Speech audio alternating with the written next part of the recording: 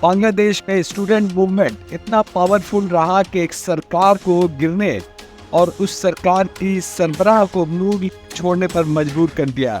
Students کا یہ movement کوئی طویل تحریک نہیں تھی، ابھی حال میں شروع ہوئی تھی اور تھوڑے ہی دنوں میں حکومت کا تختہ پلٹ دیا۔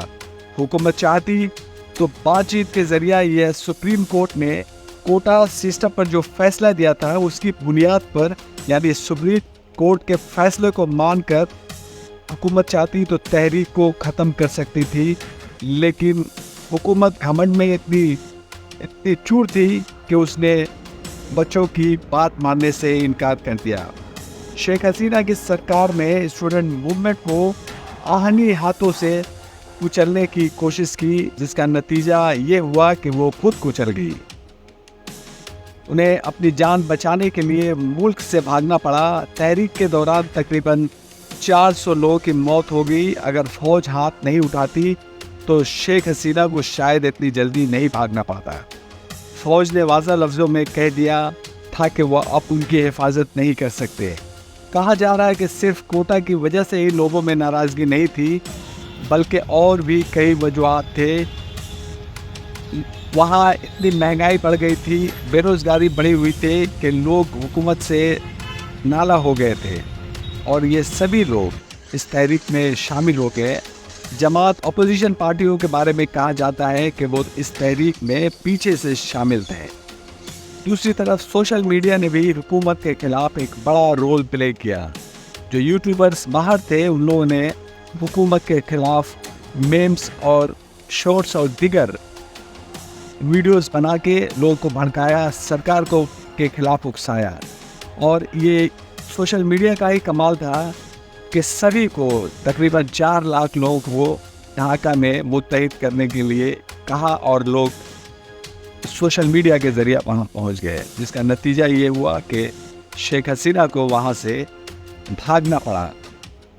اس سوشل میڈیا نے نوجوانوں کو متحد کیا اور ان میں حکومت کے خلاف نفرت بھر دیا۔ لوگوں میں اتنی نفرت تھی کہ جس میں وہ 2 سال قبل سری لنکا میں لوگوں نے جس طرح سے سرکاری رہائش گاہ میں لوٹ مار مچائی تھی، اسی طرح شیخ حسینہ کی رہائش گاہ میں داخل ہو کر جو کچھ ہاتھ لگا اسے لوٹ لیا۔ 76 سالہ شیخ حسینہ نے 5 مرتبہ کامیابی حاصل کی تھی۔ اپوزیشن ایک طرح سے کہا جائے تو تھی نہیں۔ جو لوگ اپوزیشن میں تھے انہیں پکڑ کر یا تو جیل میں ڈال دیا گیا تھا یا انہیں ملک بدر کر دیا گیا تھا۔ جب فوج نے ہاتھ اٹھا لیا تو شیخ حسینہ نے وہاں سے بھاگنا ہی بہتر سمجھا۔ وہاں سے وہ سیدھا ہندوستان آ گئی۔ انہوں نے برطانیہ حکومت سے پناہ کی اپیل کی، لیکن برطانیہ نے فی الحال انہیں پناہ دینے سے انکار کر دیا، کیونکہ برطانیہ خود ہی فساد جھیل رہا ہے اور وہاں نسلی جھڑپ جاری ہے۔ آرمی کے چیف جنرل وقارالزماں، بنگلہ دیش آرمی کے چیف ہے، نے فی الحال بنگلہ دیش کی ذمہ داری سنبھال لی ہے۔ ان کے کئی اعلان سے لوگوں میں امید کی کرن نظر آ رہی ہے اور لوگ خاموش ہو گئے ہیں۔ تحریک کسی طرح کی فی الحال دکھائی نہیں دے رہی۔ انہوں نے اعلان کیا ہے، یعنی آرمی کے چیف جنرل وقارالزماں نے اعلان کیا ہے کہ انصاف ہر حال میں ہوگا۔ بنگلہ دیش کے سابق خارجہ سیکرٹری شمشیر موبن چودھری کا کہنا ہے کہ گھمنڈ نے شیخ حسینہ کو لے ڈوبا، یا شیخ حسینہ نے اپنے صلاحکار یا مشیروں کی یا سپریم کورٹ کی بات نہیں مانی۔ سپریم کورٹ نے کہا تھا کہ 30% جو کوٹا ہے اسے کم کر کے 5% کر دیا جائے، اور جو نئے نوجوان پڑھ لکھ کر سامنے آ رہے ہیں انہیں موقع دیا جائے۔ لیکن شیخ حسینہ نے سپریم کورٹ کے فیصلے کو بھی نظر انداز کر دیا، جس کا نتیجہ آج آپ کے سامنے ہے۔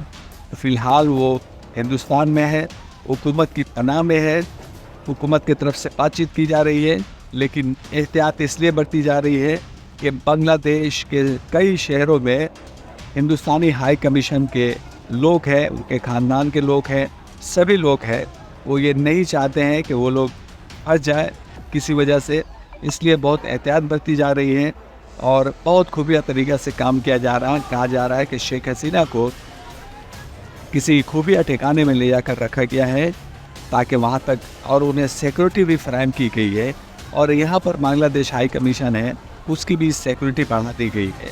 دوسری طرف بارڈر ایریا میں بھی सिक्योरिटी सख्त कर दी गई है ताकि कोई लोग आ ना सके। तो इस तरह से फ़िलहाल ये मामला है। आइंदा क्या होता है, आइंदा दूसरी अपडेट अगर किसी तरह की होती है तो मैं आपके साथ वीडियो लेकर हाजिर हूँ। अब तक के लिए धन्यवाद। मैं चंदना।